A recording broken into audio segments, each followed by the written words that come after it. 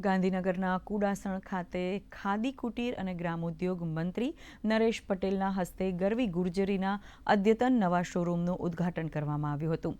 આ શોરૂમમાં ગુજરાતની પરંપરાગત હાથશાળ, હસ્તકલા, માટીકામ અને ગૃહ સુશોભનની કલાત્મક ચીજવસ્તુઓ સાથે આદિવાસી કલાની વિશિષ્ટ કૃતિઓ ઉપલબ્ધ રહેશે।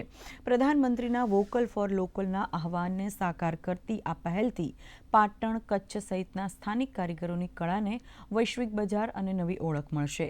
આનાથી કારીગરોને રોજગારી અને આત્મનિર્ભરતાની નવી તકો મળવાની સાથે ગુજરાતની સમૃદ્ધ સંસ્કૃતિ દેશ વિદેશ સુધી પહોંચશે।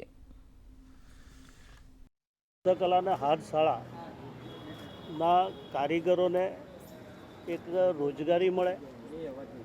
આપણા મોદી સાહેબનું આહવાન છે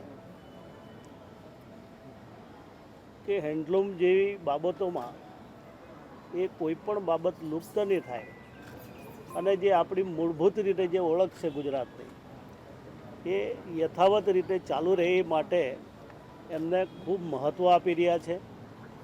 આ શોપમાંથી આ રાજ્યની અંદર કે દેશની અંદર કે વિદેશ સુધીના લોકો પણ એનો લાભ લઈ શકે એ પ્રકારની વ્યવસ્થા ઊભી કરી છે અને ભવિષ્યમાં જે આપણા કારીગરો છે એ નવી પેઢી પણ એમાંથી કંઈક પ્રેરણા લે અને આ રોજગારીને આપણે વધુ મજબૂત બનાવીએ